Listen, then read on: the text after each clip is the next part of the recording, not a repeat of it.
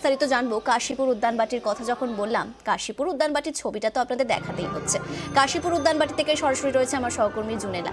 জুনেলা, নতুন বছর তোমার খুব ভালো কাটুক। আর কাশীপুর উদ্যানবাটিতে তুমি রয়েছো, এখানেই তো কল্পতরু হয়েছিলেন। ভিড়টা কেমন সকাল থেকে? পুণ্যার্থীরা তারা কি বলছেন?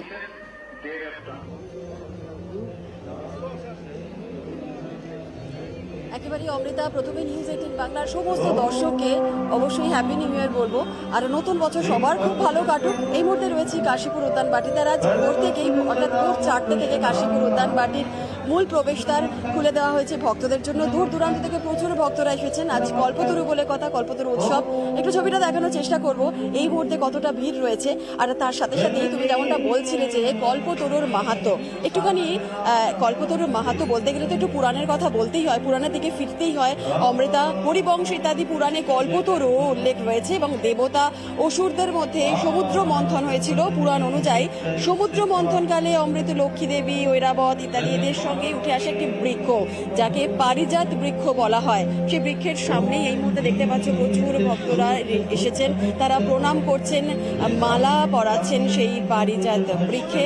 এবং যাকে পারিজাত বৃক্ষ, যেটা আমি বলছিলাম, পরবর্তীকালে দেবরাজ ইন্দ্রের বিখ্যাত নন্দনকাননে স্থান পায় এই পারিজাত বৃক্ষ এবং সেখান থেকেই শ্রী সত্যভামার আবদারে শ্রীকৃষ্ণ পৃথিবীতে নিয়ে আসে এই বৃক্ষ। আর এই পারিজাত বৃক্ষতেই এইখানেই আর কি কল্পতরু হয়েছিলেন শ্রীরামকৃষ্ণ। একটু কথা বলে নেব যারা রয়েছেন, ভক্তরা যারা এসেছেন, কোথা থেকে এসেছেন এবং অবশ্যই নতুন বছর তাদের কেমন ভাবে তারা কাটাবেন সেই কথা একটু বলে নেওয়ার চেষ্টা করবো। অমৃতা, কোথা থেকে এসেছেন আপনি?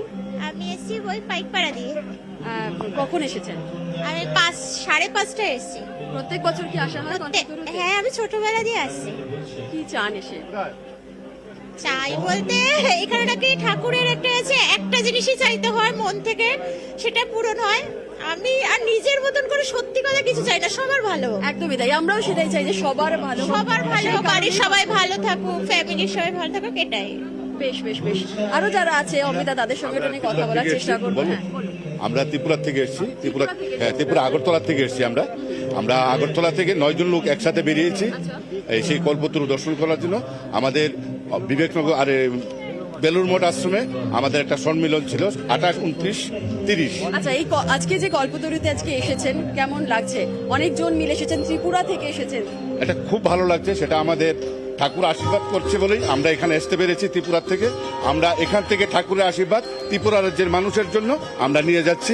ওইখানে গিয়ে আমরা ত্রিপুরা রাজ্যের মানুষকে আমরা সেই আশীর্বাদটা দেব, যে ঠাকুর আমাদেরকে আশীর্বাদ পাঠিয়েছেন, আপনাদেরকে আমরা পৌঁছেছি। সবার আশীর্বাদ নিয়ে এসেছি, সবার আশীর্বাদ নিয়ে যেন আজকে আমরা আবার বাড়িতে চলে যেতে পারি। আজকে আমরা 3:05 ফ্লাইটে এখান থেকে চলে যাচ্ছি। আমরা 24 তারিখে এসেছি, আজকে চলে যাচ্ছি। আপনাদেরকেও শুভ কামনা, নতুন বছরের আশীর্বাদ। একেবারে অবশ্যই। কিছুদিন আগে আমিও ত্রিপুরা থেকে ঘুরে এসেছিলাম। এরপর আরো যারা রয়েছেন তাদের সঙ্গে আমি কথা বলে নেওয়ার চেষ্টা করব। কাকিমা, কেমন আছেন? শুভ হ্যাপি নিউ ইয়ার বলবো, নববর্ষ। কখন এসেছেন কল্পতরু? এসছি ভোরবেলায়। আচ্ছা, কোথা থেকে আসছেন? এইখানে দমদমে থাকে। মানে আজকে বছরের প্রথম দিনটায় কল্পতরুতে কি প্রত্যেকবারই আসেন? হ্যাঁ, এই 3 বছরটা বন্ধ গেছে। আচ্ছা, ঘরের লোক চলে গেছে বলে আসতে পারিনি। আর করোনাতে তো বন্ধ ছিল। এখানে আসবো না বাবা যতদিন। একদমই তাই, 100। একদমই তাই। এখানে না আসলে বছরটাই ঠিকভাবে হয় না, অ্যাকচুয়ালি বছরটা সম্পূর্ণ হয় না। নতুন বছরে কল্পতরুতে তো আসতেই হয়। একটু আসবেন। কোথা থেকে আসছেন আপনি? বাঙ্গুর থেকে। বাঙ্গুর থেকে। প্রত্যেক বছর কি আসা হয়? প্রত্যেক আমার 30 বছর ধরে আসছে। 30 বছর ধরে আসছেন। এসে কি কি প্রার্থনা করেন? আমার নিউ ইয়ারটা এখান থেকেই শুরু হয়, নতুন বছরটা এখান থেকেই শুরু হয়। যেমনটা বলছিলাম যে নতুন বছরটা এখান থেকেই সকলে শুরু করতে চান। আর সেই ছবি তুলে ধরার চেষ্টা করছিলাম দূর দূরান্ত থেকে।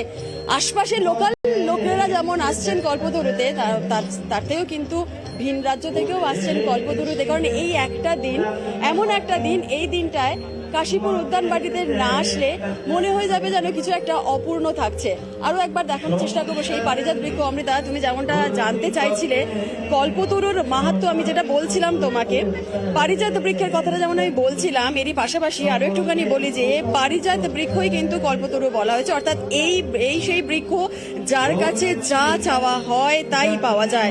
কল্পতরু উৎসবের দিন এই দিনেই কিন্তু দূর দূরান্ত থেকে মানুষজন আসেন। এই যে দেখতে পাচ্ছ ফুল ছুটছেন বা মালা দিচ্ছেন এই পারিজাত বৃক্ষ কল্পতরুতে। একটাই মনোবাঞ্ছনা পূরণ হোক, যে যা চাইবে সকলে এটাই ভাবছেন আজকে, যে বছরের প্রথম দিন কল্পতরু, এখানে ঠাকুরের দর্শন আর জমজমাট হয়ে রয়েছে কাশীপুর উদ্যানবাটি। বলাই যায় যে কাশীপুর উদ্যানবাটি জমজমাট হয়ে রয়েছে। যে সারা দিনভর আজ এখানে অনুষ্ঠান চলবে, রাত 9টা পর্যন্ত ভক্তদের জন্য খোলা থাকছে কাশীপুর উদ্যানবাটি। এবং আমি ঠিক যেখানে দাঁড়িয়ে রয়েছে, আমার ঠিক একেবারে ঠিক পাশেই এখানে বিশাল বড় স্টেজ করা হয়েছে। প্রত্যেক বছর এই স্টেজ থাকে এবং এখানে একের পর এক সঙ্গীত শিল্পীরা আসেন, সঙ্গীত পরিবেশন করেন। এই মুহূর্তে শ্রীকুমার চট্টোপাধ্যায় তিনি রয়েছেন, এই মুহূর্তে সঙ্গীত পরিবেশন করছেন। একের পর এক এখানে সঙ্গীতানুষ্ঠানও যেমন হবে, তার পাশাপাশি ভক্তরাও বাঁচতে থাকবেন। অর্থাৎ এক কথায় বলা যায় অমৃতা জমজমাট হয়ে রয়েছে কাশীপুর উদ্যানবাটির সকাল থেকে। বেশ, জুনেলা খুব সুন্দর করে বোঝালো যে এই যে কল্পতরু উৎসব, তার মাহাত্ম্য কি এবং পারিজাত বৃক্ষ, সেখানে প্রচুর মানুষ এসেছেন। একটাই মনস্কামনা তারা জানাচ্ছেন যে গোটা বছর যেন ভালো কাটে, সকলে যেন পরিবারের লোক তারা প্রত্যেকে যেন সুস্থ থাকেন, ভালো থাকেন। এবং বছরের প্রথম দিন বলে কথা, দক্ষিণেশ্বর এবং কাশীপুর উদ্যানবাটি দুই জায়গাতেই কিন্তু একদম ভোর থেকে প্রচুর মানুষের ভিড়।